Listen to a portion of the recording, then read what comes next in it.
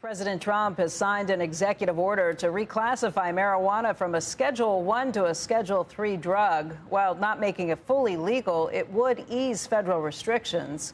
Joining us right now with what this means for the marijuana industry and personal consumption is Kevin Sabet. He is the CEO of Smart Approaches to Marijuana, a former White House drug policy advisor, and he's the author of One Nation Under the Influence.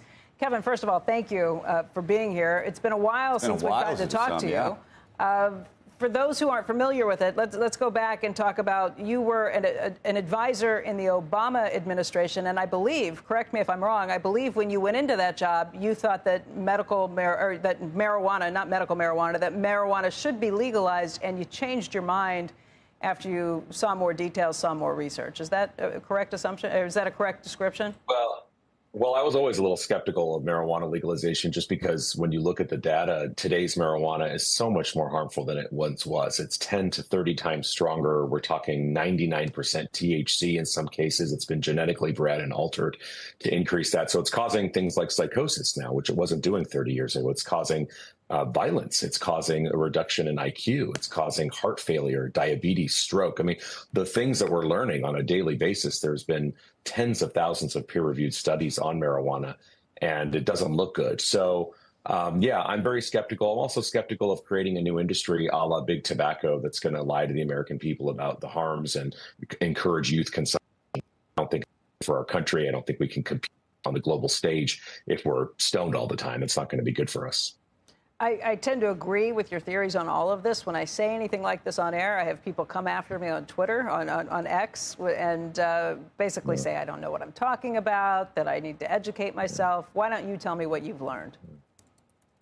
Well, what I've learned is that every single medical association really in the world agrees that marijuana consumption is not a good thing, that it is much stronger than it once was. It's causing addiction. We have now 1 in 2 people who use marijuana in the past month actually use it daily. That's versus 1 in 10 for alcohol. So the numbers for marijuana have skyrocketed.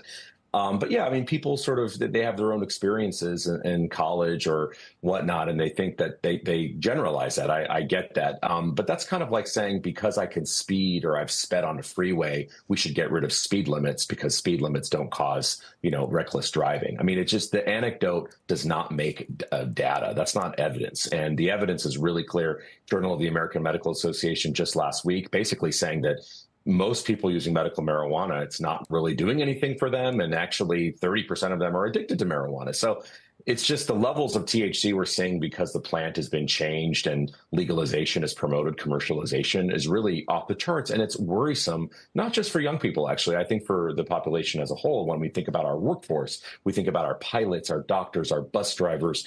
Again, what is China and India doing? They're not legalizing marijuana anytime soon. So I think it's a grave mistake that we keep kind of going down this path. But I also think people are beginning to wake up. I'm seeing a lot more coverage and I'm getting a lot more positive emails and folks from people who have changed their minds because they don't like the smell everywhere. They don't think it's good. They've seen the psychosis and the schizophrenia, the mental illness that we have as a result of it. I've seen a lot of people change their minds, and even some states are looking at rolling it back now. So it's a very interesting time in this debate. What does this executive order mean by changing the classification from Class 1 to Class 3?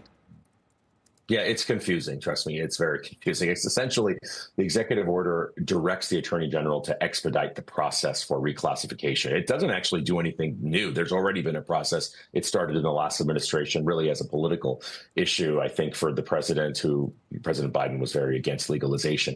But what this does is essentially encourage the process to move along. What it doesn't do is legalize banking, which that's probably why the pot stocks fell dramatically yesterday, because investors really want the banking. And, I think it's a very bad idea to allow the marijuana industry in the, U.S. financial system. It's just not a good idea at all. Now, what it is going to do, though, is allow for tax breaks for the marijuana industry. So some of the stocks did go up, some went down, but it was not up as much as people thought it was going to be at all with this announcement. So they will be able to take tax breaks, which I don't like because that increases the advertising and promotion. Like, I don't care if an adult smokes a joint in the privacy of their own home. I don't want to arrest adults for smoking marijuana. No one's calling for incarcerating them. I'm not saying we should put them in jail. But this idea of mass commercialization and promotion, which is what the tax breaks will do, is not a good thing. The president was very clear to distance himself, which was also interesting, from general marijuana use. He was saying he's not going to take it. He doesn't want it. He said that numerous times.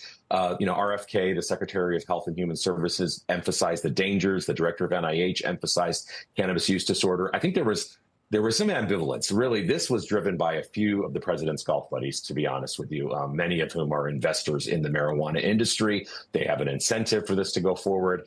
What I saw in the Oval Office was actually a lot of people that not super comfortable with this idea of expanding marijuana use. They were trying to draw a real bright line between medical and non-medical, which is not an easy thing to do, but I think that's what they were trying to do. I would say I'm of the same thing. I have a lot of empathy for people who need to do this for medical use. If you're a cancer patient, if you're someone who has epilepsy, there have been cases with Parkinson's where it seems to be super helpful. How can you look at that and say, is there a way to do this to make sure that people who really do need this from a medical perspective have access to it? Well, yeah, look, but we don't smoke our medicines, right? We don't allow Tylenol with codeine, which is a Schedule III drug. We don't allow that to be infused in gummy bears and advertised on the freeway, right? So there's a proper way to do this and an improper way to do this. The proper way to do this is through FDA trials, and maybe we'll have more of them now. I don't know. There's already been 55,000 studies on marijuana, but we can have more, of course. I'm a PhD. I love studies, so that's fine. Research, we need to research. But the point is, if we can extract any of the therapeutic benefits and allow that to be delivered in an FDA-approved form, no one has a problem with that. We have plenty of FDA-approved drugs that are also dangerous, and we don't want them to be abused. So actually, that's not the issue. The issue is, selling joints and saying that that's medicine for the average quote unquote patient, who we know is a 32-year-old white male with a history of drug and alcohol abuse and no history of chronic illness, getting his card from a woman in a bikini on Venice Beach. That's not really medicine. And so I think there's the right way to do it and the wrong way to do it. Kevin, thank you for joining us today. Where do you see this headed, by the way, just in terms of the legalization process? Do you expect 5 years from now that marijuana will be legal on a federal basis and that it will be part of the banking industry? Well, I'll never forget debating probably the smartest person in drug policy about maybe 15 years ago, who told me with a straight face, and he had been right about so many things. He said, Kevin, we're going to have legal marijuana in Hillary Clinton's second term. You just wait and see. So the point being is, we don't know what's going to happen. It's been going, in so many different directions. Like I said, several states are voting against actually to repeal the sales of legalization. Massachusetts, Maine, these are not exactly super red states that are doing that. There's no momentum in Congress for this. In fact, Congress was actually very upset about what happened, even with rescheduling. So there's zero momentum for legalization there. I don't really see this as a winning issue.